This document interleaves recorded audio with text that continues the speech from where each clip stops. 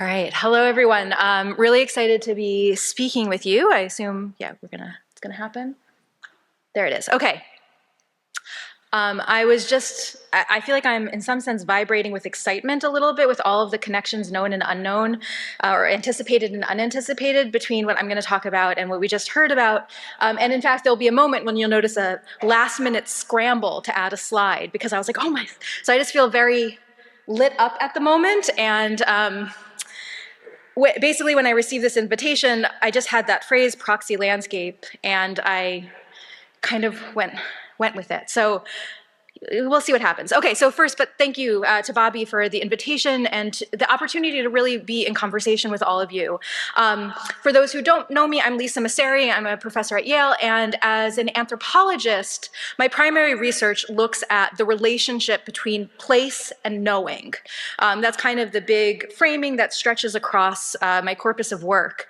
And what the topic of this symposium gives me an opportunity to do is to put two different proxy landscapes that I encountered in different fieldwork projects into conversation. So first, I'll revisit work that I did with planetary scientists, and I'll offer examples of landscapes that stand in for an elsewhere, that are analog, that allowed scientists to know that which is distant. For the second, I'm going to explore the facades of Southern California, which I encountered during more recent research with LA's community of virtual reality innovators. And these facades are charged landscapes that index in elsewhere, but if the proxy landscape of my first project are those that presume to generate knowledge, these proxies instead hold the desire to deceive or conceal. In considering these different purposes, I'm interested in thinking about how a proxy can both make something real or be a purposeful fake that confuses reality. These thoughts and ideas are quite preliminary in kind of mashing these two together, and what follows might be a little eclectic, but I hope that the collective thinking that we do here today will actually put some order to some of these ideas. And again, already from just the dialogue that I know this is going to create with Bobby's talk and the talks that come after is going to be productive. And I'm honestly really happy I'm going first because I have a feeling had I been going last, there would be a lot more slides I'd be including as the day goes on. Okay, so let's start in space, kind of. So my first book, Placing Outer Space, which was published in 2016, I write about how planetary scientists come to know other worlds. They do so through the ways that you might imagine, by collecting data via telescopes, hypothesizing and testing planetary compositions, but they also do so through more immersive strategies. At NASA, I met Jen, a scientist studying aeolian processes on Mars, which is a fancy description for how wind shapes a planetary surface. One aeolian formation is a dune, and on Mars there are hundreds of dune fields. As a planetary scientist, Jen primarily works with remote sensing data gathered by the numerous satellites that orbit the red planet. But she also spoke of the importance of visiting dune fields on Earth. It's important, as she said, to just get a feel for it, she said, noting that in some ways the experiential data of being in a terrestrial dune field can prove to be more significant than quantitative data. And this is like one of the few moments that you'll get scientists to actually embrace their bodies, is when they start talking about the importance of analog fieldwork for their work. I had interviewed her in 2010 when I was a doctoral student working on this project on planetary scientists. And at that moment, she was preparing for a trip to the dune fields of the Mojave Desert with her summer interns. She remarked, "There's something like seeing them and walking around on them. You walk around the dunes for a couple hours just to get some idea. Okay, that's how tall they are. This is what little ripples look like. Okay, yes, this stuff actually happens." So if researchers necessarily encounter Mars virtually through digital images and data sets, hiking through the Mojave makes this research real. This stuff actually happens. The planetary scientists who visit landscapes on Earth in order to better understand and relate to landscapes on distant planets call this work analog research. And for this workshop, I'm of course also asking us to tag them as proxy landscapes. For scientists like Jen, the distance that analogy presupposes between here and there, the notion that a place on Earth is like, but not the same as, a location on another planet is maintained. So most of the time with analog research, you let there be a separation between the here and the there, even as they come to stand for one another. At the same time, I accompanied other scientists to locations where there was more of a desire to collapse the distance between here and there, to imaginatively believe, however briefly, that the landscape on Earth was the landscape on Mars. One location where such play is invited and encouraged is the Mars Desert Research Station, or MDRS. Located just outside of Hanksville, Utah, the MDRS facility consists of a habitat, or HAB, which crews of 6 typically occupy for 2-week periods. Crews apply for the use of the facility, proposing projects that could consist of testing engineering equipment or performing geological studies. While staying at the MDRS, crews are expected to simulate what life on Mars might be like, which includes wearing simulated spacesuits when leaving the HAB on extravehicular activities, or EVAs. So a decade and a half ago, again, I'm revisiting this work, I accompanied a NASA crew to MDRS in order to understand analog research. The landscape was essential to making this work meaningful. One of my crewmates remarked that when he first saw the HAB set against the rolling red desert hills, it was easy for him to proclaim, "This is Mars," because everything looks Mars-ish. A more recent visitor to the MDRS, which is still operational, wrote in a blog post just a couple of weeks ago how after being out on a long EVA, the crew, quote, got to know the exhilaration of exploring the unknown, the wonder of the Martian vistas, and accomplishment of completing a mission. The landscape, the Martian vistas, make it easy to play Mars, and my crewmates engaged purposely in this imaginative exercise. For most of the mission, however, there remained the same gap that Jen took for granted between the Proxy landscape and the real Martian landscape. There was one moment, however, when this relationship was unsettled, and fleetingly, a couple of my crewmates made it to Mars. This occurred on the 4th day of our mission, which, like the others, included several EVAs to collect soil samples from different geological formations. On this trip, we landed near a shale mesa. We were quite a distance from the HAB, and there wasn't anything particularly Mars-like about the appearance of this vista. And here's the site we were at. In fact, we had run into a horseback rider earlier on the excursion, and we weren't wearing spacesuits, to be clear, this day. And it was fair to say that we had thoroughly broken SIM, which is what visitors to MDRS call the pause in their imaginative kind of practices of pretending to be on Mars. So we were back on Earth this afternoon, navigating with difficulty the fine powder of the dusty runoff and decay at the base of the mesa. After we wrapped up our survey, I was carrying some equipment back to our rover, which is the nickname for the MDRS utility van, when I heard shouts of excitement from the other crew members. I quickly returned to see what they had discovered. Scattered across the floor, a few meters from where we were collecting our samples, were hundreds of spherical rocks. 2 crew members, Carol and Susanna, were excitedly taking samples, forgetting about our contamination protocol and simply grabbing these rocks and putting them in whirl bags. I tried to join in the excitement. "What are these rocks?" "They're concretions," I was told. "Great! What does that mean? What are they made of? What do they indicate?" There's an indicator.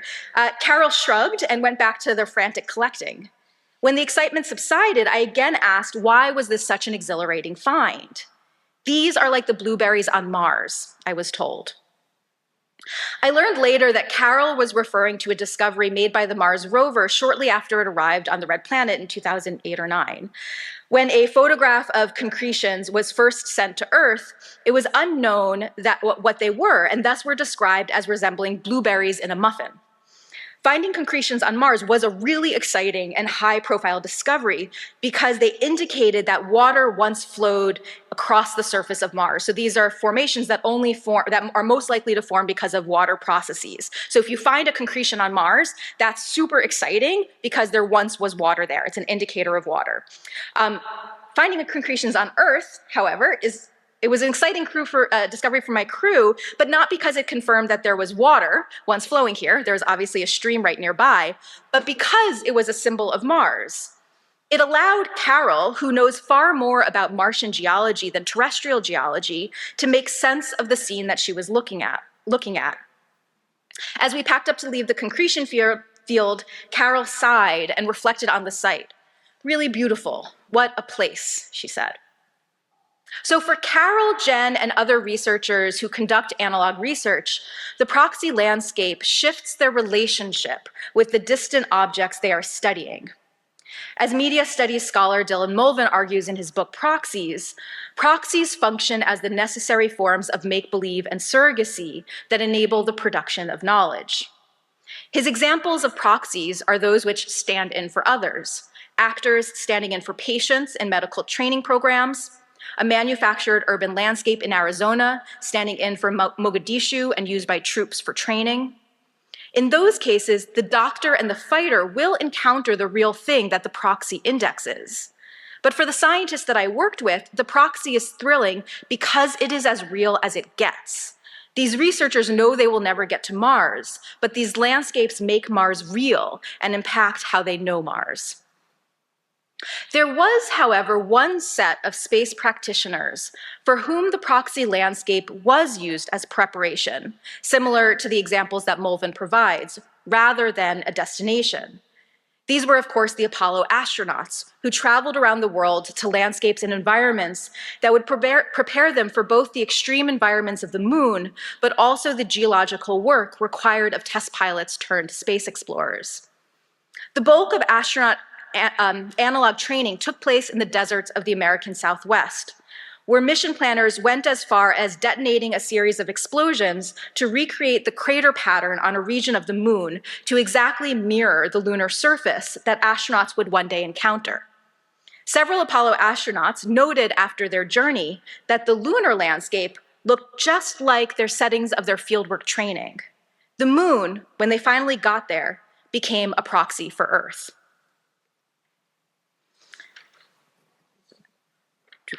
Okay, I'm gonna switch to the second kind of proxy landscape. So in order to get to this proxy landscape, I wanna rewind from the space race back to World War II and shift from the deserts of Arizona and Utah to the coast of Southern California.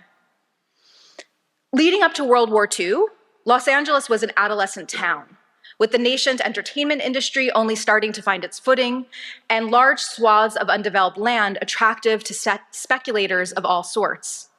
Manufacturers from the East, as well as military stratagems, recognized the potential of Southern California, such that battleships and aircraft manufacturers sprawled across the coastal expanse. With the bombing of Pearl Harbor, however, the placement of manufacturing plants on the Pacific Rim became not only strategic, but also potentially a target. Within months of Pearl Harbor, the military had charged Colonel John Omer with the task of camouflaging aircraft plants and military bases. Los Angeles, known for its sunny, dry weather, offered an ideal setting for pushing the limits of the craft of disguise. In partnership with set designers from the major studios who were eager to volunteer for the war effort, several of Southern California's most visible military targets were transformed into innocuous suburban sprawl. Over the course of 6 months, Hollywood experts worked with military masterminds to build this deception. It began by installing an enormous chicken wire mesh over the top of warehouses and storage facilities. Upon this mesh, entire towns were fabricated.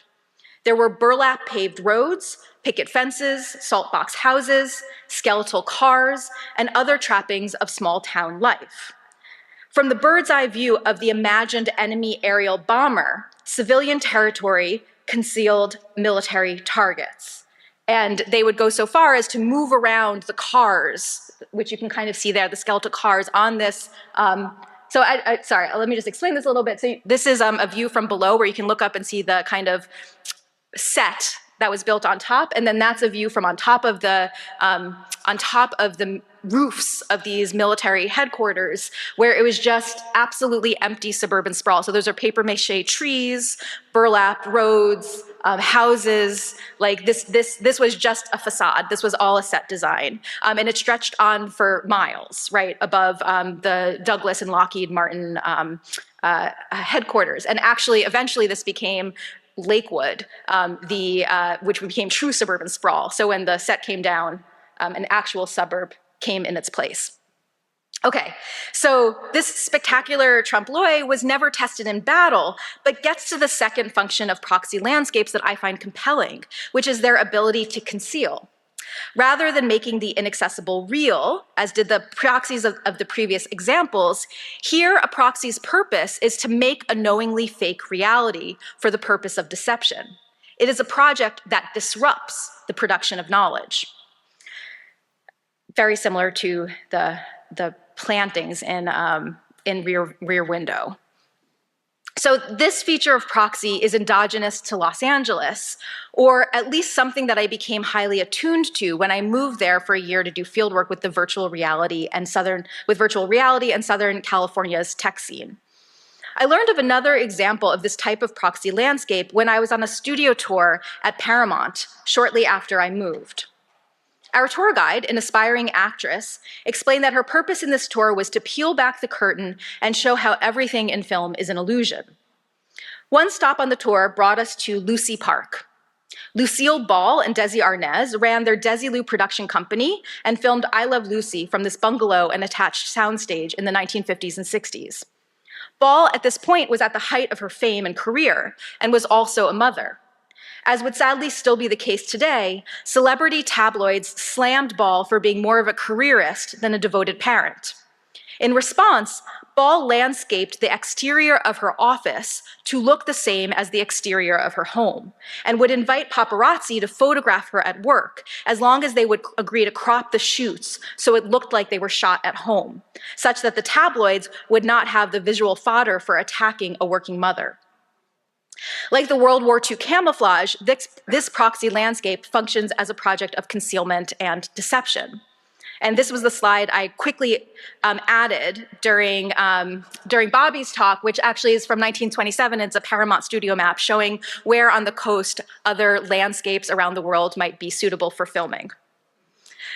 So, for all of these reasons, when I was doing my research on virtual reality, but I was situated as an ethnographer in Los Angeles, I came to use the architectural language of Los Angeles for thinking about virtual reality. And I won't be getting into too much of like how and why that relationship works, but my more recent book, In the Land of the Unreal, goes into it a little bit more, but here I'll just kind of tease the surface of it.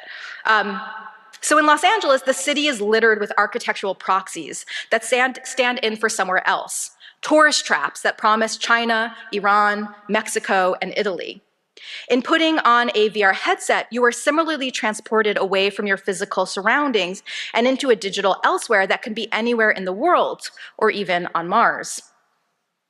Now, these aren't deceptions in the same way that the Lucy Park is or the World War II camouflage is. And this, in fact, helps us to understand some of the unease that comes with proxy landscapes more broadly by not quite knowing whether these plays with reality are productive or devious.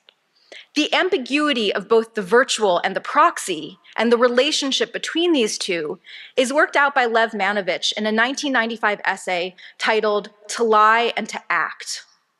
This was published in the 1995 Ars Electronica catalog, featuring exhibits that were part of a show titled Welcome to the Wired World. In the years after the Cold War and the early days of the World Wide Web, this was a moment of theorizing and questioning this new order of connectivity. The installation that Manovich writes about, Checkpoint 95, which was part of this 1995 catalog, raises questions about remoteness and how we extend our senses through virtual reality and telepresence. It is about the work that proxies do. So Checkpoint 95 is comprised of several remote-controlled cars. You can see in that, this is a screenshot of one of the television stream that I'll get to. So there's these remote control cars that were positioned on a bridge in Austria, in Linz, where Ars Electronica is based, and this bridge used to be a Cold War checkpoint. So places where both US and Russian military were stationed, but because it was a checkpoint, the agreement was they couldn't cross to the other side of the bridge. So the US was on one side and Russia was on the other side, or Russian military people were on the other side. The way this exhibit worked is that there were remote operators of these cars that were beamed onto this bridge from Russia and the United States respectively. So there was two cars on the different parts of the bridge, which used to be the Russian side and the US side, and then there were remote drivers in New York and in Moscow, and you can see the feeds up there, the New York feed and the Moscow feed, that were controlling these cars that would then meet in the middle and then actually cross into what used to have been no man's land on this bridge. They used, the artists who created this project, Checkpoint 95, used VR headsets, video feeds, and telephone commands, and the operators were located on the opposite points of the globe, driving these cars to a meeting point and then traversing the rest of the bridge, which they wouldn't have been able to do. And in fact, the first people who controlled the cars were those who worked at the checkpoints prior to the demilitarization of the bridge. So, today, this kind of project would be pretty technologically trivial, right? We could probably all set it up using our phones and like the knowledge we have. But in 1995, this was, quite a to-do to get all of these components to work together. And the experience of immersive telepresence was something quite magnificent to behold. And so before I get to Manovich's reading of this, let me just say a little bit more. So there was basically an hour that this installation went up, and there was a live television broadcast from two different partner media stations, one in Paper Tiger in New York and another media company in Russia. And then this is kind of like a live newscast that's happening while there were these also cars, like a set of cars that if you were in New York, you would sit in, you would put on the VR headset, you would see what the car is seeing, and then you would drive it with a steering wheel, which would then control the car. So there's a lot of components going on. That's as best as I can understand what this piece is doing. So this piece elicited a strong reaction from Manovich. He asserts that representational technologies, paintings, VR, maps, X-rays, telepresence, have two functions. This is in this essay: to deceive the viewer and to enable action, to lie and to act. Checkpoint 95 is an instance where both of these functions are on display for Manovich. So this first function, that representations lie, speaks to the second kind of proxy landscape that I've been excavating here. Manovich adds another example that well complements the World War II camouflage and Lucy Park, which is Potemkin's villages. These are the likely apocryphal architectural facades that Gregory Potemkin, the field marshal of Catherine the Great, would set up along the road as Catherine passed through rural parts of Russia, disguising the desperate reality of villagers as prosperity. Manovich connects this to his present in the way that Western visitors were being taken around the streets of Moscow in limousines and shown freshly painted storefronts to establish a fake reality of prosperity. This is ultimately, for Manovich, a cinematic act if you think of the car's windshield as a screen. Cinema, this is the conclusion he has, including virtual reality, is also therefore a lie. But with telepresence in Checkpoint 95, Manovich also narrates the role of representation as things which impel action. While this has always been true, a map or a diagram can enable one to act. With telepresence, Manovich claims, the image facilitates instant action. The remote operator sees the bridge lying ahead and can navigate the car through its crossing. The image might still be a lie, the operator is not on the bridge, but it is also one that can produce action. So to be honest, I'm not entirely persuaded of Manovich's reading of Checkpoint 95, at least not from the perspective of 2025, but I am compelled by the connection he is drawing between the Potemkin villages, virtual reality, and action at a distance, all of which are, like the proxy landscapes discussed, purposeful fabrications of reality, albeit with different intentions and outcomes. And so it's on this point where I'll come to some semblance of a conclusion. I wish to dwell in the ambiguity of proxies by which such stand-ins can either make something more real or be drastically misleading. And whether these are accessing truths or lies, they indeed make us act. They allow scientists to pretend to be on Mars and Lucille Ball to build her media empire.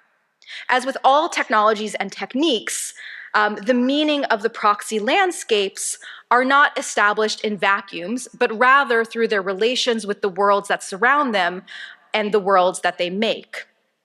Very similar to a point that Susan was making in her talk yesterday. So proxy landscapes, the ones that I discussed at least, are fabrications that fabricate. But importantly, they do not inherently lead us towards greater truths, nor inherently toward greater or deeper deceptions. So as the day goes on, I'm going to be interested in seeing how this epistemic flexibility appears or recedes in the other cases and examples, but that is where I will end my speculations for now. Thank you all.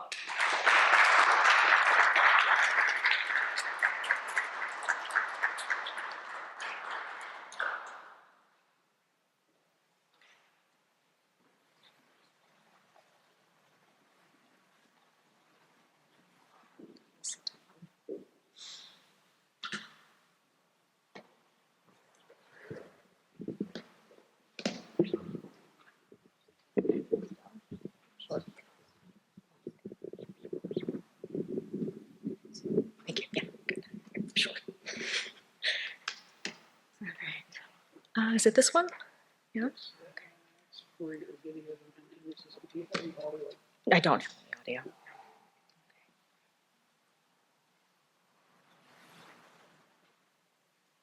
Okay. All right. Good morning, everybody. I think, like Lisa, I think I wish I had time to just fill in all the extra slides just from all of the input from the last couple of presentations. But this is a really just wonderful event to be part of. So thank you, Bobby. So what I'd like to share today is relatively new. I'm grateful for the opportunity to be part of this conversation and have a fresh set of eyes and ears on this work. I'm Danielle Choi. I teach at the Harvard Graduate School of Design, and I'm a landscape architect in the Department of Landscape Architecture. And the name of my talk today is called Natural Attachments, the Surrogate Soils of Biosphere 2. Americans who attended elementary school in the 1980s may remember playing a primitive computer game called Oregon Trail. It simulated the wagon journey of a party of 5 19th century settlers traveling across North America from Independence, Missouri to Oregon's Willamette Valley. Players had to purchase and trade provisions, manage their food and water consumption, and calibrate the pace of their oxen. Widely distributed in public schools, Oregon Trail, in its original form, can be remembered as a bizarre gamified hybrid of home economics and American settler colonialism. In the early 1990s, biologist and educator Elizabeth C. Odom, pictured here, was inspired by the recent proliferation of interactive educational games, and she created a very different kind of simulation for elementary and middle school students. So together with her husband, the systems ecologist H.T. Odom, so a figure likely familiar to many of the landscape folks in the room, the pair developed a game called SimBio 2. And the simulation included entities and components derived from the real-world experimental project, Biosphere 2, the constructed ecosystem housed inside a 3-acre glass and steel enclosure in the Arizona desert. So this is a picture of Betty inside the dining room at Biosphere 2. In the game, as in the real-world experiment, no human provisions, clean air, water, or food, nor wastes were to pass through the nearly airtight building enclosure. The building was designed to internally produce and recycle all consumable resources, and it was conceived as a kind of microcosm of planet Earth with representative landscapes, the agricultural biome, the human habitat biome, and the wilderness biome, which included rainforest, savanna, ocean, marsh, and desert. The underlying model for SimBio 2 was created by HT and his graduate students at the University of Florida, Gainesville, and this was based on data collected during the first enclosure mission of Biosphere 2, when 8 people were sealed inside for 2 years between September 16th, 1991 and September 26th, 1993. So there's kind of a weird relationship where Odom's thesis students were essentially funded by Biosphere 2, and as a result, all their theses were about Biosphere 2. So H.T. Odom and his brother and collaborator, Eugene Odom, had established the field of ecosystem ecology in the 1950s. So in their work, the worldview of individual organisms drifting through a neutral environment, searching for food or opportunities for reproduction, gave way to a more relational, dynamic, and spatial understanding of ecosystems. And so here we can see in the mock-up of SimBio 2, not familiar archetypical ecosystems, so we don't see the ocean, we don't see a mangrove marsh, but instead linkages of the biotic and abiotic elements of the environment specified, oxygen, carbon dioxide, and carbonates, as components in the simulation. If Biosphere 2 was conceived of as a proxy for planet Earth, otherwise known as Biosphere 1, then SymBio 2 was a proxy for the proxy. It represented fundamental planetary biogeochemical cycles through simple icons that could be manipulated by players. So like Oregon Trail, it was a simulation of human survival, but I think it's important to take note here that food per person, it's only an output of the simulation, right? So it's a rather strong form of, let's say, environmental determinism. Unlike Oregon Trail, however, the purpose of SymBio 2 was to highlight an interdependent rather than agonistic relationship to a constantly changing environment. So after Steve Bannon was appointed, so that Steve Bannon was appointed in 1993 to take over management of the project, Betty and Howard received a curt letter to, quote, immediately discontinue any and all references to Biosphere 2, end quote. The game SymBio 2 was never circulated in public schools, and one is left to wonder how an entire generation of students might have been influenced by a simulation that contextualized human needs in a web of vital relations and what-if scenarios. And sort of reflecting on the conversation last night, and I think it was Mitch's comment about different ends of the world, you could imagine, right, you could develop the scenarios where the world just ends over and over and over again, right? So clearly I don't have children, but that would be a possibility, right, in this simulation. Or the world could continue to regenerate in perpetuity, but just without people. So this is all part of a larger research project on interior landscapes of the long 20th century that have been subject to scholarly research and design interpretation for predominantly architectural voices. But if we are to accept that the last 150 years or so, as when, as many have claimed, nature became enclosed, then architecture of the modern era is somehow both a Pyrrhic victory and an unequivocal triumph, a dual presentation of hand-wringing and a massive flex. Looking at these landscapes from the outside in, from the building enclosure, tells us actually very little about the nature of nature during this particular period of capital accumulation in cities, mostly cities, in these projects, and technologically mediated estrangements. So I'm interested in these projects as spaces where plants and soils were expected to exceed the limits of their known biological and ecological performance. And this was implicitly possible in the Odoms's SymBio 2. However, it was far more troubled in the design and construction of Biosphere 2 as a build project. So just a little bit of background on the project itself. So the concept for Biosphere 2 originated in the 1970s at Synergia Ranch, which was a countercultural collective in the high desert of New Mexico. And the group was part of a milieu of desert futurists whose settlements fused post-war back-to-the-land movements and, like an Oregon Trail, the trope of an unpopulated frontier in the American West, as well as a potential frontier of outer space. The group was led by John Allen, a self-proclaimed polymath, and Biosphere 2 was bankrolled by Ed Bass, who was heir to a multi-billion-dollar oil fortune and one-time a student at the Yale School of Architecture. Space Biospheres Ventures, or SBV, as we'll call them from here on out, was formed effectively designer and client/institution in one entity. And so here we can see in a promotional pamphlet from the late 80s, the signifiers of American counterculture on the left, right? So you have the kind of the blue marble image, sort of an impression of non-Western architectural forms. And on the next page, a tour of their gleaming new R&D facilities. So this particular story of the cultural and environmental politics of the project has been told well, very well, by folks like Leon Aronofsky, Natalie Koch, and Jeanette Kim, as well as others. And some of you may have seen the recent documentary Spaceship Earth, which really focuses on the human intrigue of the project, let's say. But from my view, I'd really like to shift attention from the ideological incoherence of Biosphere 2 to focus more narrowly on its materiality and its landscape materiality at that, and the competing realms of knowledge that were assembled by the project. So the landscape subsurface, its soils, structure, and utilities, was a vital yet overlooked part of a system that required designers, builders, scientists, and inhabitants to be conversant in the informatics of living things. So at the end of the Apollo program, SBV saw business potential, quote, ecopreneurial opportunities in partnering with researchers from the life sciences, on the one hand, and space systems engineers on the other, to develop technologies for self-sufficient artificial biospheres.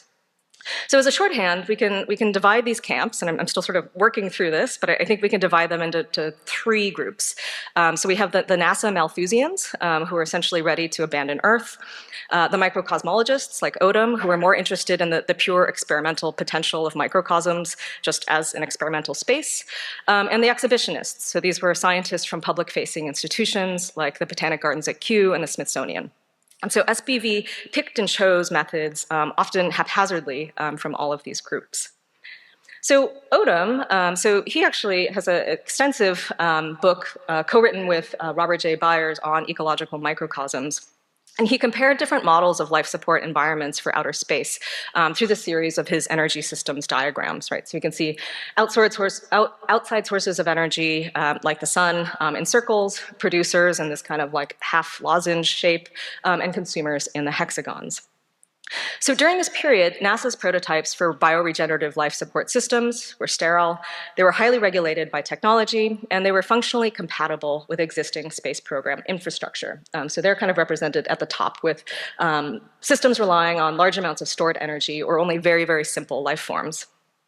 The exhibitionists from Kew and the Smithsonian desired the infrastructure to reproduce miniature environments that resembled natural ecosystems, driven by their institutional connections to conservation. And interestingly, they weren't really interested in specific landscapes like, let's say, the mangroves of the Everglades. They were actually depicting things that were like some of the maps shown in Bobby's presentation, where they were essentially proxies driven along latitudes, let's say.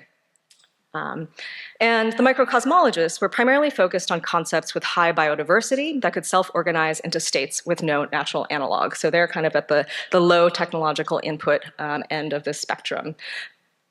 So for the NASA Malthusians, Biosphere 2 is a prototype for self-sufficient space colonies. For the exhibitionists, specific biomes, not geographical locations, were the most flexible heuristic for reconstruction, for public education.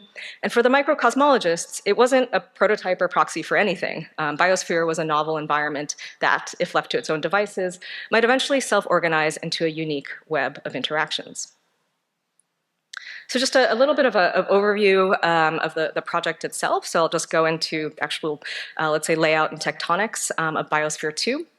Although it was materially closed, it was, quote, energetically open. So photosynthesis transformed sunlight, carbon dioxide, and water into chemical energy, food, and oxygen. But much of the project, climate control, most significantly, was underwritten by an external energy center, which is conveniently not shown in any of the promotional materials. So these were diesel generators and a connection to the regional grid. The landscapes of Biosphere 2 were not constructed atop conventional building foundations, but on anthropogenic bedrock comprised of lithic and metallic strata. After the site was cleared and graded into flat terraces, a massive basement slab covered the desert ground to prevent any subsurface exchanges of air, water, and living organisms. And in a typical section, a foot of concrete was topped with a layer of corrosion-resistant stainless steel, then sealed with epoxy.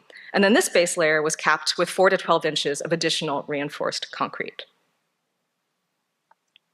In the basement, a subterranean technosphere, in the words of SBV, housed pumps, fans, and heat exchangers to maintain thermal energy, wave energy, and air currents required for basic ecosystem functions. And above the basement rose a constructed topography.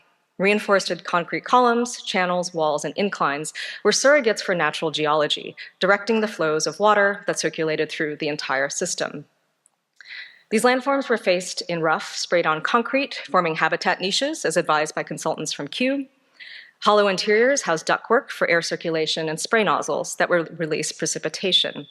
And so aesthetically, I mean, I think for the designers in the room, right, the rock formations are inelegant, right, kitschy. But if Biosphere 2 is stripped bare of its ersatz weathering, then the underlying structure of its synthetic geomorphology is actually a clear unification of space planning and technology.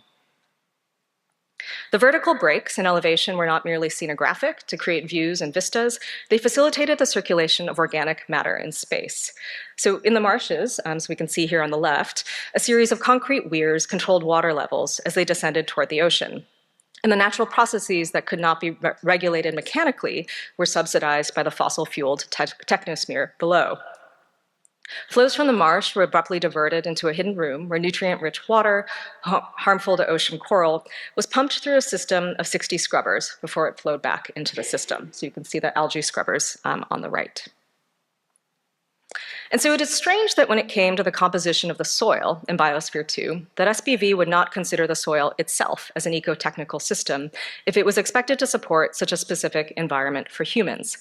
Rather, soil was instrumentalized as a simple biological substance that could sustain or even regenerate itself. So in fact, the soil beneath the agricultural biome was envisioned, and you can see in this very schematic section, it was envisioned as a potential air filter. So it was kind of this thickened infill of the plenum. Although Biosphere 2 was not the first microcosm to include Homo sapiens as its primary subject, it was the first of such systems to use soil rather than hydroponics as a primary planting medium.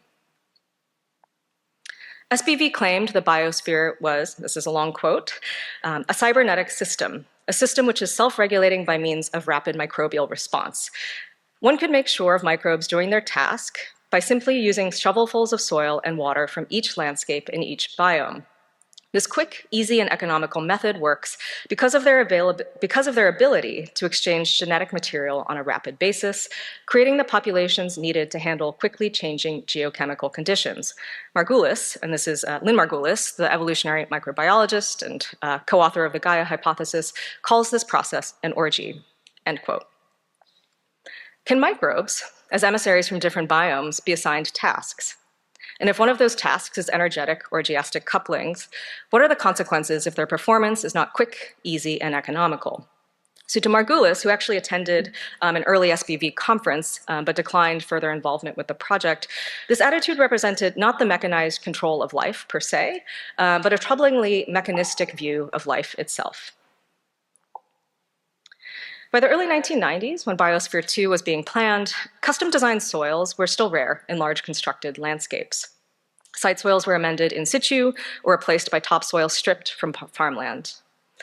SBV initially considered importing soils from the biomes represented in Biosphere 2, but it was simply too costly to transport an estimated 30 tons of soil across the globe. They then considered domestic substitutions, such as soil from the temperate rainforests of Georgia, but phytosanitary regulations at interstate borders would require the soil to be sterilized, thus destroying any microbial life that survived the journey.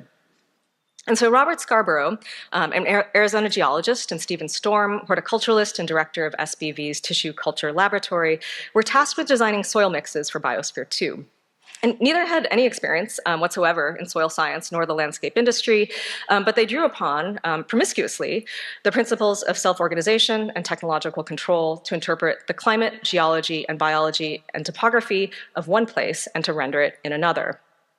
And so as a result, these accidental soil engineers had to comprehend not just one, but many sites, right? So the earthly reference landscape, the extraction sites for organic and inorganic material, and Biosphere 2 is a novel environment of closely interconnected yet distinct systems. Scarborough and Storm came up with recipes, as they called them, for 30 different kinds of soil, attempting to create analogs for both soil texture and soil profiles, using different blends of 15 regional soils and aggregates. Only the sand for the ocean and beach were imported from afar. So this is kind of crazy. They were dredged from the Bahamas. The sand was dredged from the Bahamas, sent by barge to Houston, dewatered, and then sent overland by truck to Arizona. And so Scarborough and Storm struggled with the chemistry of the component materials. To acidify highly alkaline desert sand, they added, quote, hundreds of gallons of concentrated sulfuric acid to no avail, and other local soils were salty. So in the desert, where evaporation exceeds precipitation, minerals tend to accumulate in the uppermost layers of the ground. And so in the absence of rain, SBV would have needed hundreds of thousands of gallons of water to flush out millennia of salt accumulation. So again, thinking about Susan's talk last night and kind of the memory of the ground in a sense, so this would have been just millennia of just strata of the desert. So instead, Scarborough recounts, we accepted their excessively salty state and crossed our fingers. Disassembled or disintegrated fragments of a landscape will retain traces of its microbiome. SBV trusted that their microbes could be smuggled across state lines in the transport containers of plants harvested from the Everglades to Baja California, and these would be enough to kickstart the regeneration of living systems. But despite these covert inoculations, Scarborough and Storm, abiding by SBV's faith in biodiversity as a safety factor in stabilizing ecosystems, enriched nearly all of the soils with additional organic material. Woody clippings and leaves were mixed into the desert sand dune. The pond was seeded with, quote, organic slimes from nearby lake beds, and the agricultural soils were 60 to 70% material from a neighboring cattle pond, nutrient-rich with manure and alluvium. In late 1992, 16 months into the first closure experiment, the sensors in Biosphere 2 reported skyrocketing carbon dioxide levels and dangerously low oxygen, causing the biospherians to become weak and disoriented. Microbes thrived in the designed soils that had been supercharged with organic matter and released CO2. Microbial respiration had outpaced photosynthesis and oxygen replenishment, leading to the infamous atmospheric crisis of the first mission. And eventually, after many attempts to stabilize the system internally, outside oxygen would be pumped in, a violation of total closure that would cause the public relations scandal and eventually dominate the legacy of the project. And so here, this is just a follow-up simulation run by Odom based on a revised model of Biosphere 2, one where respiration exceeds photosynthesis as it did within the experiment itself. Odom, for his part, rejected the bailout on the principles of self-organization. So in his view, the plants most adaptable to warm, CO2-rich environments, which would have grown unchecked in this place if it weren't for the efforts of the biospherians, should have been allowed to thrive, pulse, and influence the atmosphere until conditions became suitable for humans, not the other way around. At an Earth Day keynote at Biosphere 2, jointly delivered with his brother, Eugene Odom, HD disavowed the project as suitable to support not only human life, but specific landscapes. Quote, "Just run somebody in there every day, tell them to do what comes naturally with themselves, and see what species are in all the different plots without trying to say that this is a rainforest and so on. The original biomes are to be displaced by self-organization, generating a new biome, not like any on Earth, but one adapted to this new special condition." All of the human biospherians survived the first mission, emerging from the enclosure in late September 1993. The wilderness biomes also survived and retained their general resemblance to their planetary counterparts through significant technological subsidies and direct human management. So the attachments to the idea of the marsh or the idea of the coral reef served a more public-facing, this is SBV words, edutainment mission. In 1994, Columbia University assumed management of Biosphere 2 and abruptly ceased affiliation with SBV. And in 2012, the University of Arizona took over Biosphere 2 and still operates it today as a more conventional research facility and public attraction. The system is no longer sealed, experimental areas are compartmentalized, and the constructed hydrology of pools, marsh, and ocean is no longer interconnected. And in place of the intensive agricultural biome is the Landscape Evolution Observatory, or LEO. So the 3 bays now contain identical constructed landforms, elevated on a steel structure to an average slope of 10 degrees. And each bay is filled to a uniform depth with abiotic granular basalt extracted from a volcanic crater in northern Arizona. In parallel, the manufacture of designed soils in other landscape projects is now far less improvisational than it was at the time of Biosphere 2's construction. Soil mixes are widely used in landscape design on anthropogenic sites. They may be used to cap landfills or brownfields, on structures where the original ground is replaced by steel and high-density foam, and on green roofs or atop former industrial piers. As in Biosphere 2, synthetic soils in constructed urban landscapes can underwrite a mosaic of biodiversity that might not otherwise exist, and they require significant subsidies of energy and labor to sustain. Only under crisis could the biomes of Biosphere 2 be understood not as imitation ecosystems, but as a complex landscape sui generis. What do we make possible if we are more receptive to the unexpected self-organization of technologized life forms? And so reflecting again on Susan's lecture last night, this isn't a metaphorical or performative question. This is actually like a real material question that can be observed or sort of sought after in the world. And we can ask this question of nearly any constructed landscape of the last century. But landscapes like Biosphere 2 are acute object lessons because the feedback loops between technology and vitality are so tightly bound and so often narrowly misunderstood as failure when they do not meet a priori expectations for development. Thank you.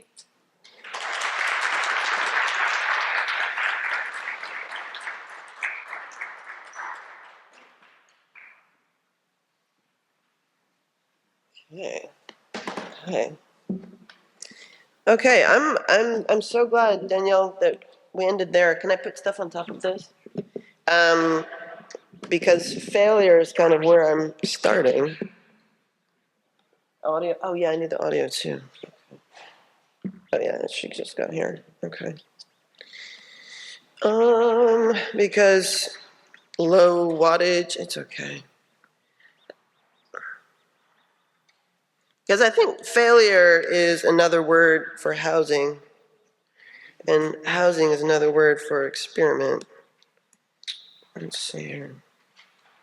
Sorry, my computer is participating. It's a kind of performance of some kind of boot failure. Okay. So let me multitask and just say thank you for inviting me here. Super exciting. Thank you, Bobby. And I'm excited to continue this without too much fanfare because we're on a little schedule. Okay, so this is Erasure by Proxy. And I'm going to really lean into Proxy more than analog. One of the things I've been doing, I teach at Princeton. And since I got to Princeton, Luciana Parisi has become someone that I sort of think with, even though she's not there. It's weird, she's at Duke. But she made an intervention around analogy and analog. And I have been weaning myself off of analog and analogy basically for years, and instead kind of engaging with simulation, recursion, protocols, recipes, flesh, race, waves, matter, wind, anytime that my old analogy analog kind of thing comes up. But I want to just kind of get into it. What you're looking at right now is in St. Louis. It is the Pruitt-Igoe forest. Housing is a very convoluted word. I'm going to start with housing and then end up with oil, which I think is kind of what the biosphere does. It sounds much more direct than it is. Within the articulation of what makes that word a word is the intersection of a racial schema and a planning logic. The gerund form seems similar to building, housing, building, but the grammar is totally different. No one discusses or visits a housing. That would be an industrial part. Rather, housing evokes a category, a taxonomy, and often a problem. In many ways, the housing problem has replaced the Negro problem. Some buildings constitute housing because they house people, but why not just call them apartment buildings or houses? The word housing speaks to more than a century of urban planning devised to assign uses to parts of cities and separate living from industry, industry from retail. Just part of that kind of taxonomy of the world that we've been looking at today.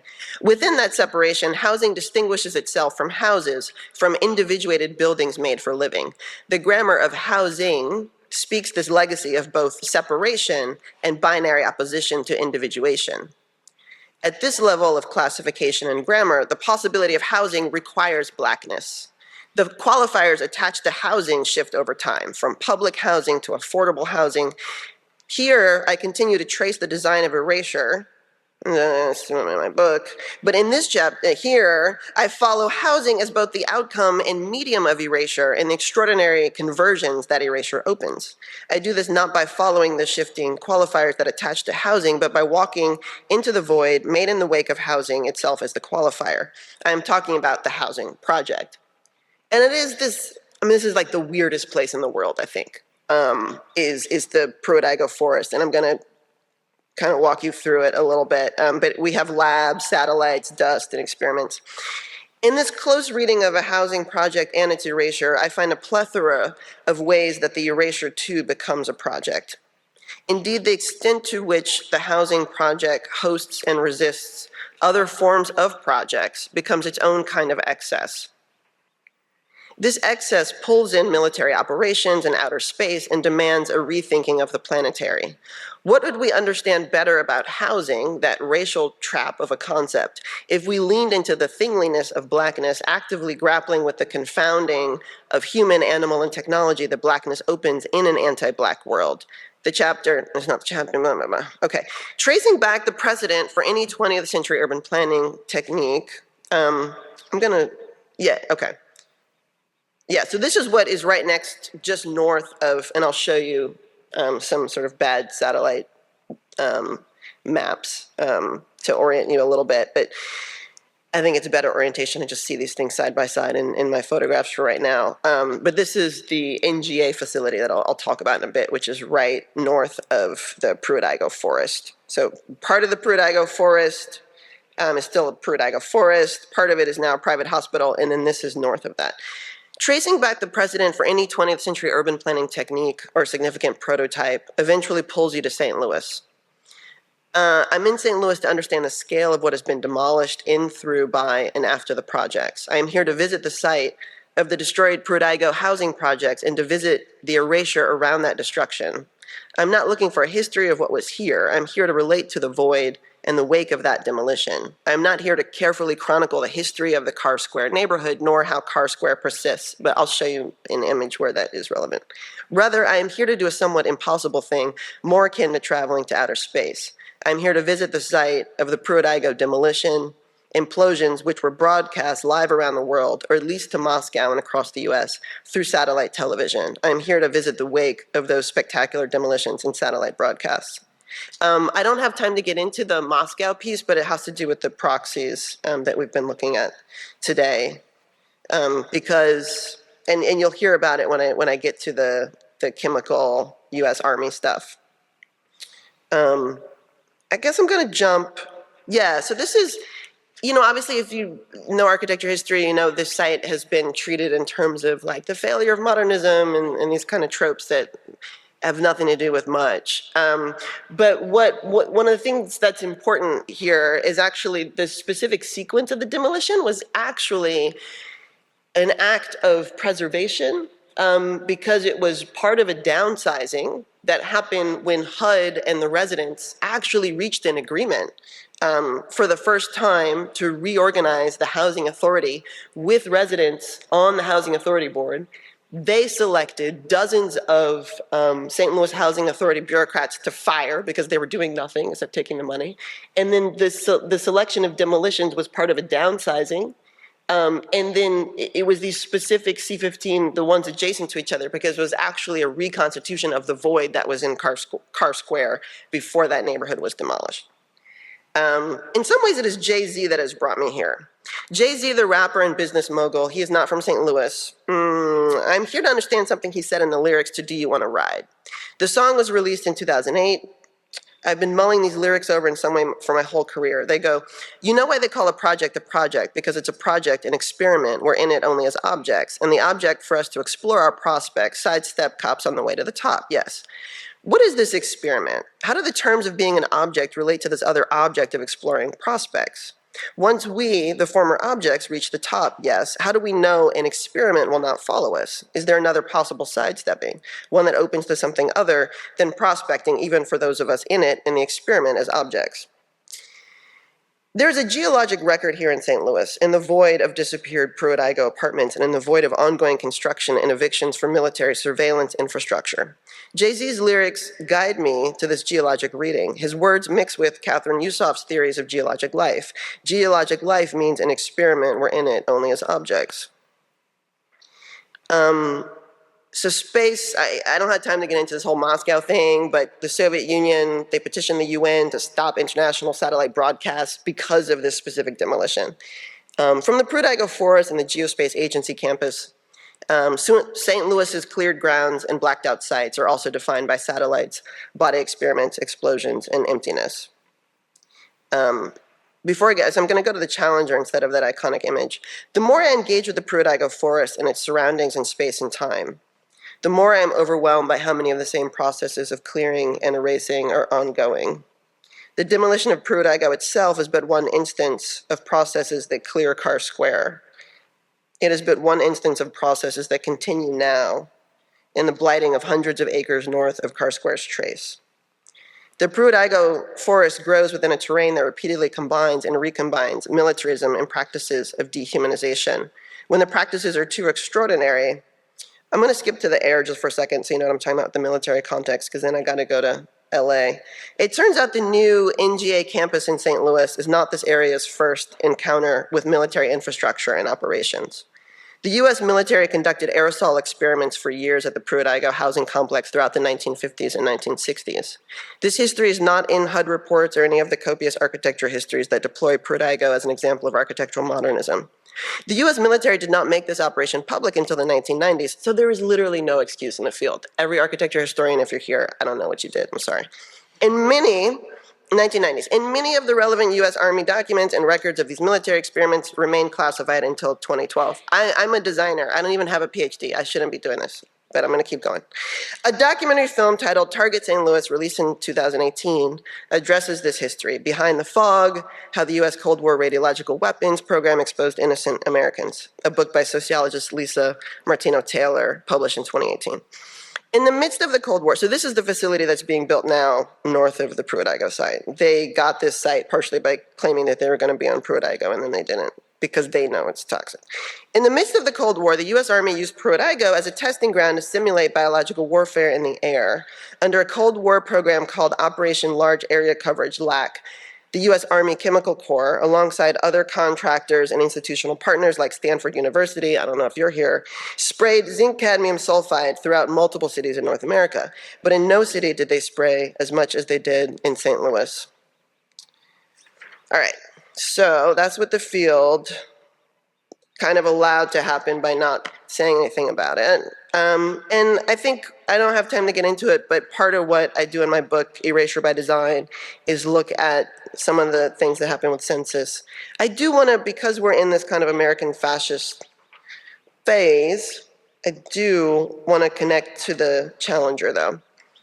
I'm inspired by Sun Ra's ability to look directly at or into the imploding planet and imagine an escape. So here's a jump cut with a different explosion in order to return to the question of experiments, projects, and sidestepping. This is the Challenger. 73 seconds after it launched on January 28th, 1986, the Space Shuttle Challenger exploded. I was in elementary school. NASA had contracted Rockwell International to build the Challenger shuttle the same month that the city of St. Louis imploded Pruitt-Igoe. The near simultaneity is happenstance, except maybe for the shared significance of satellite broadcast. Pruitt-Igoe was the past, and the Challenger was the future. According to NASA's Johnson Space Center historical account, the Space Shuttle Challenger's mission was to launch 2 satellites into space, including a communications satellite, and to study Halley's Comet. So as I segue now to extraction in Los Angeles, the short version of that story is there you've got Pruitt-Igoe exploding, people acting like it was about the residents or something about architecture instead of realizing that it was about Moscow and all of the things that we're talking about with these proxy kind of chemical things. Then you have the Challenger explosion, which is facilitated in many ways by this kind of Reagan idea that the federal government, can't really do anything big. So, and it was supposed to be this kind of modular space shuttle. I don't have time to get into it. And then this is 2015 when you have the first SpaceX satellite. So these are the active satellites and how it gets privatized. All right, now Los Angeles. We're gonna dedicate this one to the city. Compton, Watts, yeah. Long Beach, Inglewood, Hollywood, out to the Valley, Pacoima, IE, San Bernardino, all that. This is my neck of the woods that's held me down since a young pup. Since I was in the studio scrapping to write the best raps and all that. We're gonna dedicate this one to the city. We're gonna dedicate this one to the neighborhoods that he lists here, Kendrick Lamar. If you plotted them on a map, you would find they make 2 lines. I wish I had the drawing. I'm just gonna let you look at Billie Eilish. One line, a little over 50 miles, runs north from Long Beach up to Pacoima, from the port of Long Beach passing through Compton and Watts, before bending west through Inglewood up to Hollywood and into the San Fernando Valley via Pacoima. The second line moves east over 70 miles from Pacoima out to the IE, Inner Empire County of San Bernardino. That line runs just south of the Angeles National Forest passing through Altadena, one of the neighborhoods recovering from the Palisades fire. His language emphasizes the linearity of the sequence, my neck of the woods. Starting with the northwest line that Lamar traces from Long Beach out through Picoma, if you were to draw this as a dashed line and thicken the line along the places he mentions, Long Beach, Compton, Watts, making the dashed line into a sequence of blobs, you would then be drawing a map of the largest and most extractive urban oil fields in the world. The second line, the one running west from Picoma out to San Bernardino, if you were to draw this against the edge of a ruler line just below the forest, you would be tracing the westernmost portion of a gas line that extends almost 1,000 miles to the Panhandle Hugoton Field in Texas, the largest gas field in the United States and one of the largest in the world. That gas field, by the way, geologists haven't studied it enough. Maybe y'all could inspire them, but apparently it's going to be done in 2050. There is geologic clarity in these two lines you just drew in your mind or with instruments. This geologic drawing would not be legible through the prevailing spatial language of urbanism, inner city and suburb, ghetto and white flight, urban core and sprawl. In a rift with these spatial metaphors, metaphors that naturalize and obscure this geological matrix, metaphors that enliven whiteness with flight and render blackness static, Lamar speaks another spatial language of how life entangles with these vectors, my neck of the woods that's held me down, holding me down. I relate Lamar's language of being held down to the rupture that Catherine McKittrick traces through Fonce Fanon and Demonic Grounds. Also, yesterday when I was in the car, I saw Dorothy Roberts on the street, and I almost was like wanting to stop the Uber to just kind of like fanboy, fangirl, and be like, you're amazing. But part of what Dorothy Roberts has done with Killing the Black Body is give a history to some of these Malthusian processes in terms of sterilization and immigration that I think we need to bring into a richer idea other than like pre-war and post-war. Holding me down, I already said that. So now, Catherine McKittrick. These ideas, coupled with Fanon's assertion of his humanity, rupture traditional geographies by insinuating a different geographic language into the landscape. A language not always predicated on ownership and conquest. This reordering of geographic knowledges, peoples, and landscapes opens up new and radical spaces for discovery in different sites of being. This is the language of Black life resisting erasure, Black life mattering in the midst of matter in the ground in spite of extraction. Holding me down, holding it down, being held down, keep the oil in the ground. So here's where I want to introduce kind of my last idea that I'm going to share with you on the site in LA, you're mainly going to be looking at photos of the state park, I can't remember the name of it, but it's Baldwin Hills, Kenneth Hahn State Park, geologic urbanism. Oil extraction and slum clearance are both instances of what I'm calling geologic urbanism. In both instances, the body engages a calculus that has less to do with embodiment and more to do with ground, geometry, geology, and white supremacy. Geologic urbanism produces racial sifting of the city. Oil extraction consumes geological data and topographic maps to locate sites of ongoing extraction. The sites of extraction, defined by material differences deep underground, become places of rupture that require racial difference. The map I bring to this reading, one I hear resisted by Kendrick Lamar and by activists organizing against oil extraction, is a historical geological map of the tertiary mountain belts of the world. This map of underground mountains formed during a period of mass extinction millions of years ago becomes active not only through the extraction of oil and gas, linked via the space of the underground phenomenon called anticlinal trap, but also through the consolidation and financialization of military industry. This consolidation, running through companies like Standard Oil and Dresser Industries, later absorbed by Exxon and Halliburton, respectively, connects Los Angeles and Texas. The gas line itself becomes a map shaping the sprawl of Los Angeles, where single-family homes meet what California calls the wildland-urban interface, spaces of houses and forests that burn. What I end up with here, I think what I'm going to try to work through in my time is an understanding of fracking in Baldwin Hills. Yeah, let me just jump to the kind of historical section. And you can look at these. Yeah, these make sense.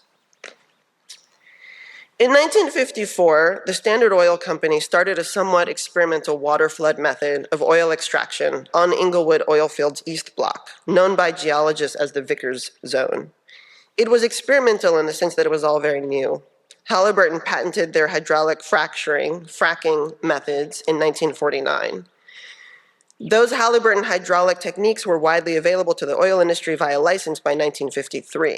1953 is also the year the CIA and the British MI6 collaborated to overthrow democratically elected government of Iran. Recently declassified CIA documents of that coup state clearly, quote, specifically the aim was to bring to power a government which would reach an equitable oil settlement, enabling Iran to become economically sound and financially solvent. The Baldwin Hills Reservoir collapsed on December 14th, 1963. A 4-square-mile area of 9,000 homes is declared a disaster area, reported the news of the day. 7 years after the disaster, geologists published a report analyzing the ground. The report concluded that hydraulic injection fracking caused the reservoir collapse. Quote, that the earth-cracked ground rupturing of the Baldwin Hills was genetically related to high-pressure injection of fluid into the previously faulted and subsiding stress subsurface. Maybe I should have been in the subsurface section. Seems established beyond reasonable doubt. The fault activation appears to be a near-surface manifestation of stress relief faulting triggered by fluid injection. Thousands of homes flooded. The reservoir is now capped over and formed into a landscape feature, a mound like that war rubble pile in the middle of Berlin. It's called Janice's Green Valley, though it's mostly dusty brown. Signage announces picnic areas and disc golf. This is Chaparral. This is not but I'm not talking about Chaparral right now. The reservoir was engineered to sit, almost float above the fault line. It was not engineered, however, to withstand fracturing from hydraulic injection. The 1964 report summarizing the failure opens with a letter that blames land subsidence and erosion without mentioning the hydraulic injection that caused that subsidence. The hydraulic injection is detailed in diagrams that fold out from the middle of the report, but not mentioned in the summary letter. When a reservoir fails and floods the racially integrated neighborhood below, who is at fault? When is a fault line at fault? What is the logic of the fault obscure? When Eisenhower gave his farewell address in 1961, his famous farewell, I'm sorry, I'm not reading the part where I'm talking about the pump jacks, and that's what you're looking at is the pump jacks. Let me skip.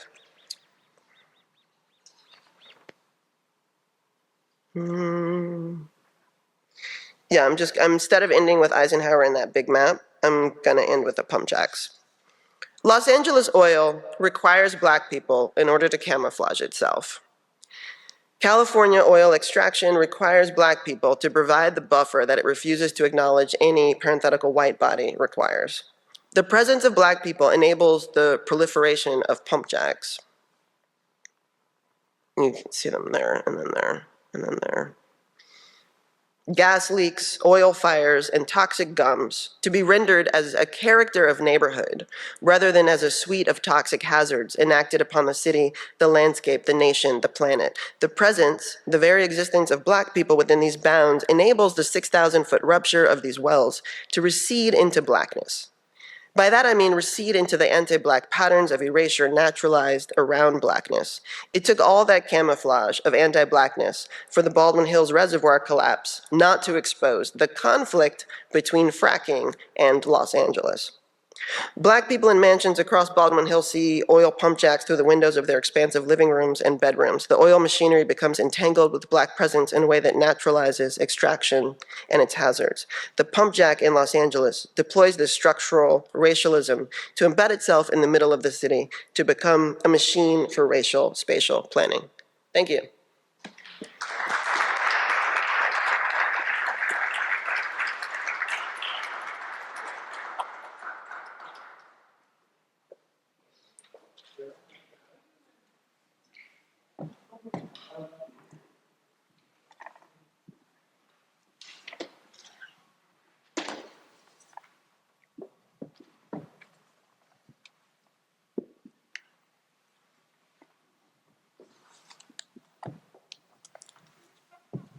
Hi, everybody.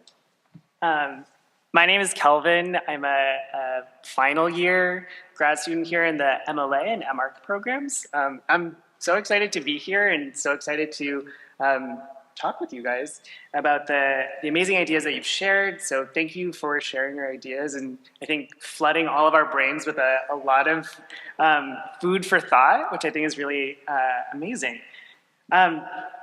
So I'm just gonna kind of go through a couple of the connections that I've kind of strung through your presentations, which have spanned everything from exoplanets and sort of the large cosmos to things as, can y'all hear me? All right. To stage sets, both in the sense of actual stage sets, but also biosphere too, but then also into the landscapes of LA and St. Louis and thinking about using them as cover-ups. So spanning scales, which I think is kind of a landscape hat that we wear. I do want to just point out that we are 3 different disciplines. Lisa is representing anthropology, Danielle is representing landscape architecture, and Mitch is representing architecture, but I think we would kind of be broad about all those things.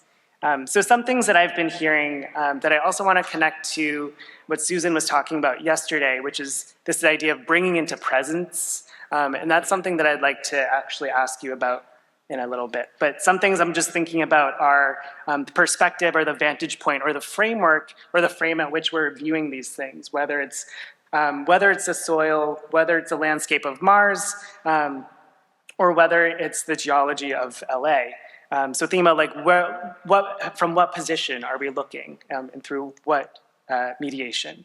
I'm also thinking about this idea of fidelity, of how close one thing represents another, both in behavior or aesthetics or appearance or the performance of something.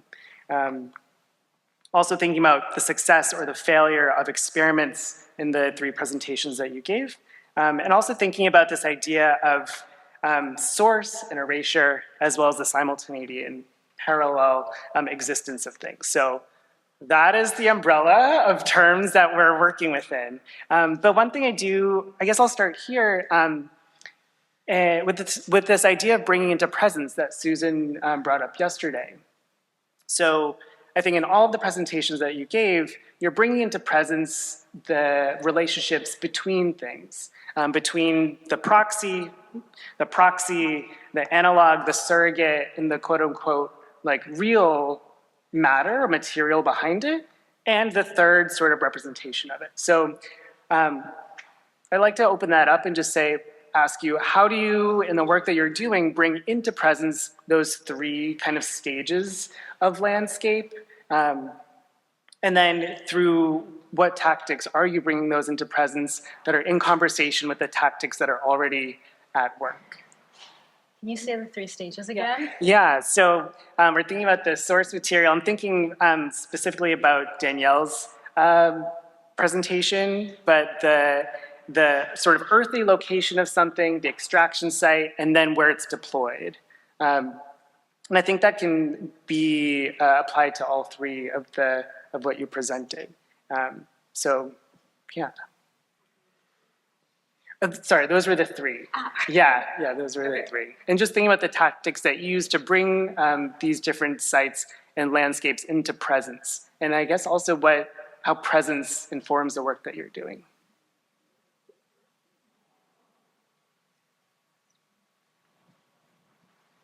You want me to start?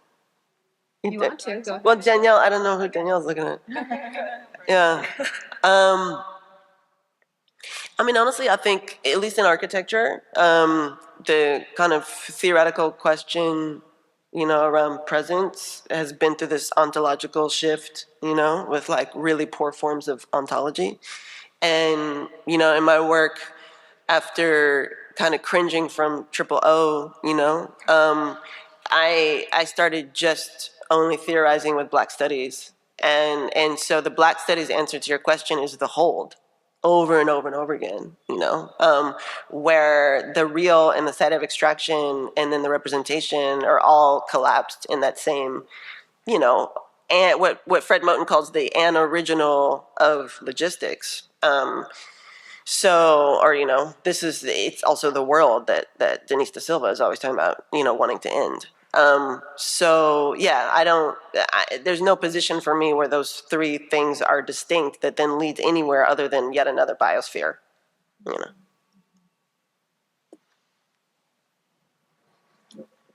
Yeah, I mean, thank you, Kelvin, for moderating. Yeah, I mean, I think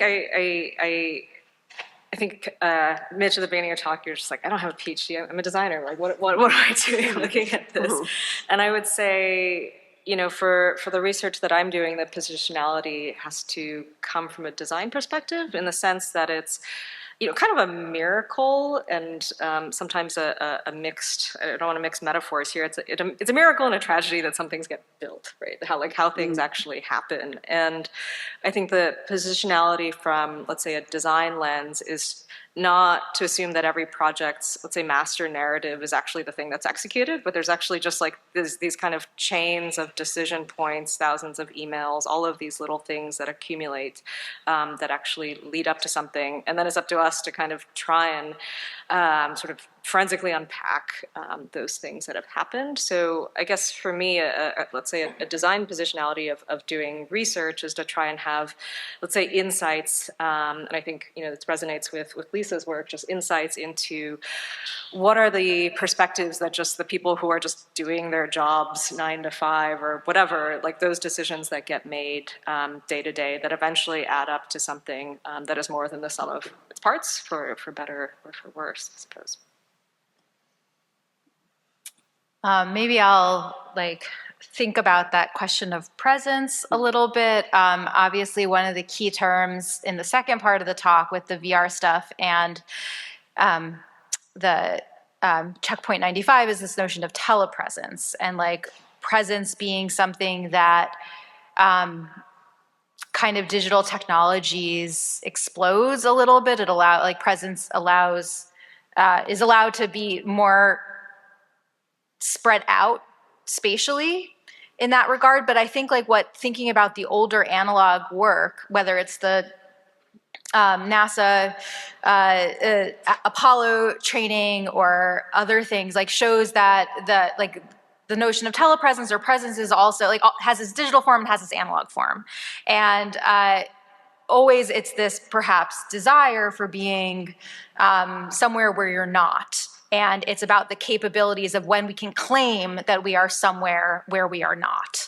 I know that this doesn't quite have to do with how you were kind of bringing in, but I think there's something there about the bringing into presence, from yesterday's talk, which is also holds on. It's not only the work that we do as scholars and theorists, but it's also when I think about the people I work with who are thinking in proxies and proxy landscapes, I'm always asking what is their desire, right? Why did they desire to be somewhere else, or why did they desire for this thing to stand in for an elsewhere? And I think that the question of desire then also gets back to the positionality of the different communities that you're working with, whose desires come to matter and whose get extracted to some extent or denied.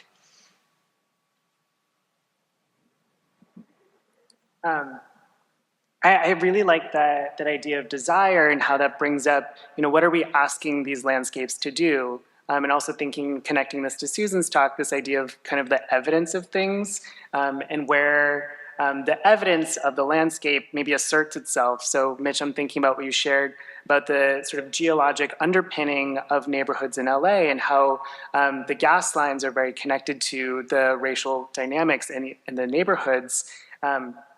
I'm also thinking about the soil and biosphere too, as well as the ways in which the amazing sort of Mojave Desert kind of asserts itself in the horseback rider. So I'm thinking about these kind of leaks and cracks in the sort of the convincingness of things. So I'm wondering, in all of these things, the landscape itself is both, it serves as a backdrop, as a set, but then also as a piece of evidence and as a thing that it asserts itself. So I'm wondering, for you in the work that you're doing in the research, at these points at which landscape asserts itself on its own terms, so also thinking about ice, memory, in Susan's talk, how does that show up? And then how does that sort of refract the analysis that you're doing on the sort of original desires? If that makes sense. I could say, I would say for me, just in terms of, I would say those refractions, that's part of the work itself is actually to track where things get refracted over time, right? And so that's been the most challenging, but I think most productive thing, is that it's not a before and after. And I love Bobby's gif of it's not a before and after, but it's like a before and after in two different places. And so I think having to just trace either those, like what are actual inflection points, or let's say like pulses, just use like an ecological term, or what are things that are kind of being quietly managed by people over time. So I guess it's what you're saying is that as the landscape makes itself known, I mean, in some ways, that's kind of like, that's sort of the project, right? And trying to figure out the different ways in which the landscape makes itself known throughout time. And so that's kind of what I've taken issue of, like previous interpretations of the project. It was like closure and failure, Steve Bannon, edutainment. And things kind of, it sort of is oversimplified in that sense, instead of actually playing, sort of being more attuned to the things you're describing. So. I don't. What your question made me think of was, and still thinking about this notion of telepresence and these different ways of accessing the landscape. There was one when I was talking to. I was talking to someone who was studying virtual reality development and was saying how they had recently done a VR experience that brought them to the cliffs of Malibu, right, which are these cliffs that overlook the ocean. And he had said how what he realized when he put on the headset and was kind of on the cliffs of Malibu, he said, oh, this is actually where I was last weekend. Like they kind of went to the same site. But he said, like last week, I'm scared of heights. And so I didn't want to go up to the edge of the cliffs when I was there in the physical world, but as soon as I put on the VR headset, I was able to explore the cliffs in a way I hadn't been able to in real life. And so like that to me was always an example of like hyper reality that is more real than the thing itself. Now, I'm an anthropologist, and so and I'm not a multi-species anthropologist. I'm not someone who was, kind of went down the ontological turn too far. So what I like about this question is it forces me into a different position to think about how the landscape pushed back. Because of course, I'm always thinking about it from the perspective of the person putting on the VR headset and how they thought about the landscape and how they rethought about the landscape once it was digitized and made virtual. But like what this forces me to do would be to ask from the other side, right? Like, why is this the landscape that the person with the 360 camera decided to collect, right? Like, what about the landscape prompted the kind of action on behalf of the curator? Like, why do some landscapes become virtual and some don't? What is it about the landscapes that calls to action? So I'm going to leave that there as like kind of just an open and a very good question. One thing that I noticed in the presentation, Bobby, that you gave, because we saw that same frame over and over again. So I was wondering, like, how do you read the datum of the flowers? You read it from that concrete little retaining wall. And then what is that retaining wall retaining? It's retaining this other little garden with a path. Where does that path go? It goes to a brick wall, right? So that, in order to construct that datum, required this little garden feature with a path to nowhere. And that is what I'm always finding, that path somewhere. Whenever there's big infrastructure, like the gas lines are not mapping the black neighbors. The gas lines are 40% of residences in the United States are hooked up to this one giant gas field that we never talk about. If like so much racialization of space is required for us to talk about sprawl and talk about affordable housing and talk about gentrification and not talk about this Hugoton oil field, right? So I'm always interested in those kind of what seems to be a path to nowhere. I do want to just make sure I leave time for people in the audience to ask questions. If you have any, we can bring you a mic to ask your questions. So I want to open it up before I continue. Does anybody have questions out in the audience that you'd like to ask? Sure. So we have a mic coming to you. Okay. Yeah.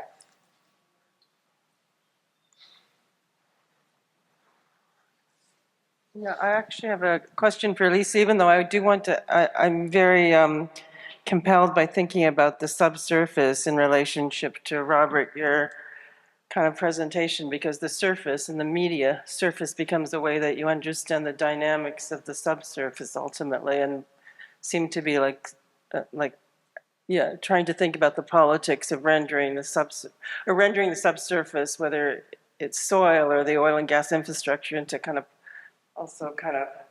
political presence. But I had a specific question actually in relationship to Mars, because I've talked to so many people who worked in Antarctica, and almost every conversation somehow ends up, or at a certain point, we connect to Mars, and NASA's whole R&D strategy is really shaped by the Mars mission. So it's I think it was now the new sort of mission statement is like follow the water, because Antarctica offers the closest analog to accessing frozen water reserves, which would be essential for life on kind of Mars. So I wanted to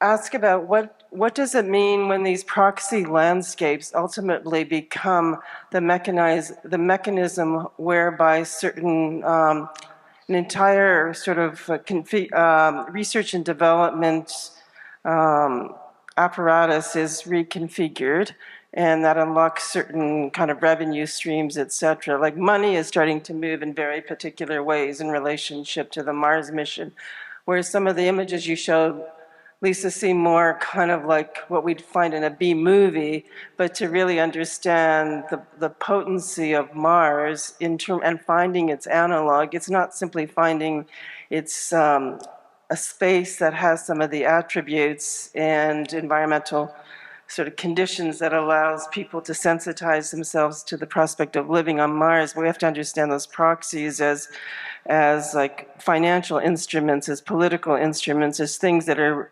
radically reconfiguring research and all of the money and funding that is attached to that. So like that's sort of where my question lies, somewhere in there. Yeah. Yeah, God, I could say a lot about this. So to the last point, and then I'll go back to the first point. Even when I went to the MDRS in 2009 or 10, there was a little structure on the campus of MDRS that's an observatory. And it's called the Musk Observatory because Elon Musk had donated a bunch of money to the Mars Society, which is the nonprofit organization that runs MDRS, sometime in the early 2000s, like before SpaceX existed. He gave somebody to the Mars Society. So there's this Musk Observatory that exists at MDRS, which, is almost like a forecast of what was to come, given that it was donated prior to SpaceX when he was more just the PayPal guy. So that's kind of just a separate aside about how this is already prefigured into the present that we're in, even though it wasn't quite the present that could be predicted. Because part of what, there's just so much, because MDRS is predicated on the space shuttle moment. Actually, like the way that the habitat is even built is such that it would be able to fit into the current bus of the space station, of the space shuttle to be sent up. So like when you put up the Challenger thing, it's like, well, there's another connection as well. Yeah. So MDRS was always an imagined future of a particular past, which is all of our space futures, right? It's always like how the future is imagined in 1972 when, O'Neill's space colonies are established. But so that's like I could go on and on about that point, but I think there's such an interesting point you're raising about the Antarctic-Mars connection, and what does it mean when the analog of Antarctica and Mars, how they're both configured in relation to each other. So it's both that Antarctica overdetermines Mars exploration, and it's also that the possibility of Mars exploration overdetermines how Antarctica is viewed, right? They both kind of influence each other, and this actually really makes me think of, Bobby, in your presentation, when you put up the map of Africa and how it was like these individual soil samples, right, that then allow for this imagination that we could map the whole continent, right? That's knowledge as deception, right? Like we don't actually know in that way, but it allows us some kind of hubris and confidence that we could know in that way. And I think that's exactly the analogy with Antarctica, right? With the follow the water strategy, that's one point. And we pretend that from that one point, we can see the entire future and the entire ecosystem. So So there's kind of a temporal mapping that is happening that is premised on this relationship between Antarctica and Mars that allows us to think as though we know what might unfold in those spaces. So there's just like such interesting things here that could be elaborated on.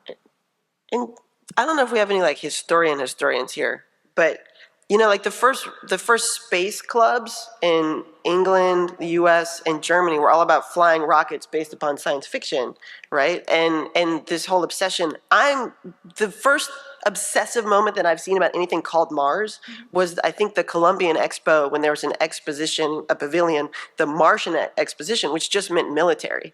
So there's this weird overlay of like architecture pavilions, military, rockets, which were exciting because it was science fiction before it became a military technology. And then with Operation Paperclip, those actual rocket people come and become NASA people. So yeah, these overlays, yeah.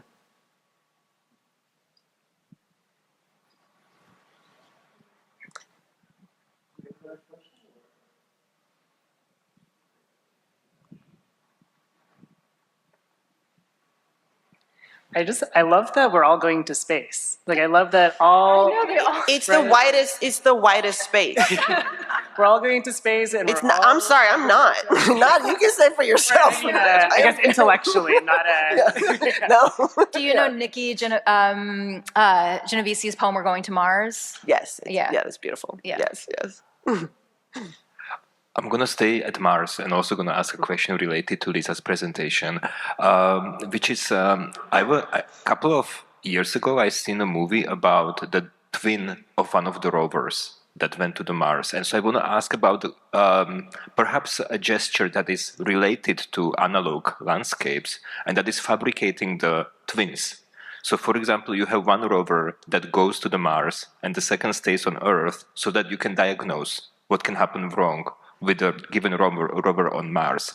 And I sense like there is kind of like a subtle phase shift in like between these two positions of the analog and the twin. And so especially when it comes to the ontological status of the twin through the fabrication that is there from the very beginning.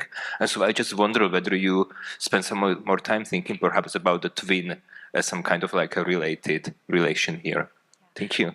Well, I mean, this is actually really close to Danielle's project also, because the biosphere is in some sense the twin, right? If you could diagnose problems on the biosphere 2, then maybe you can diagnose biosphere 1, right? I mean, I think when I first heard about the biosphere, I was like, oh, biosphere 2, this must be the second version of this, to only learn that, you know, biosphere 1 is Earth itself, right? So yeah, this notion of the twin is incredibly interesting, especially when it's like the twin as diagnostic.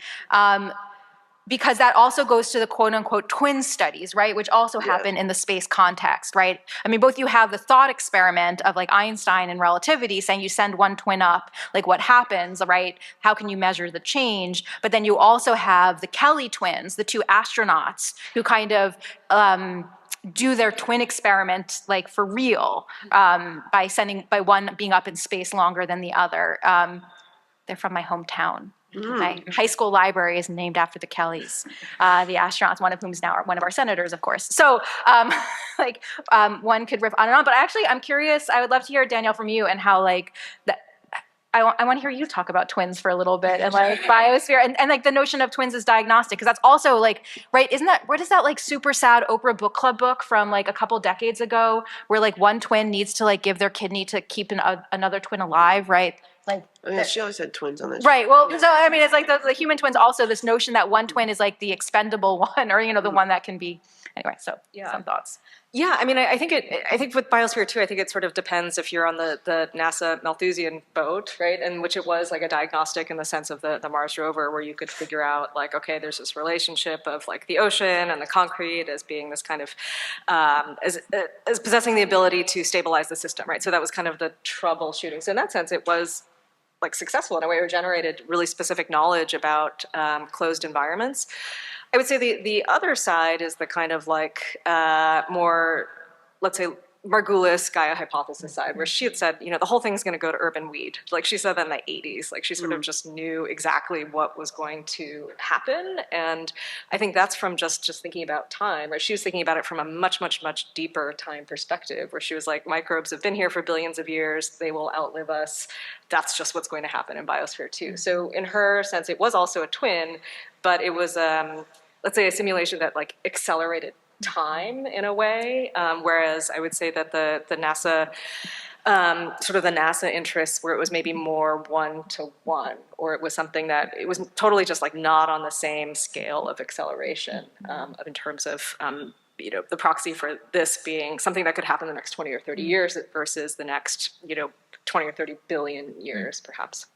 And one thing that I jumped over quickly is that St. Louis was one of many cities that were staged as proxies to other cities in Operation Large Area Cover, but Pruitt-Igoe was received more cadmium than any other city because it was within the proxy. St. Louis was the proxy for Moscow, and the Pruitt-Igoe buildings, because they were so repetitive, were considered the best of the best proxy for Moscow buildings. So they just sprayed it for years with cadmium because it was a proxy for.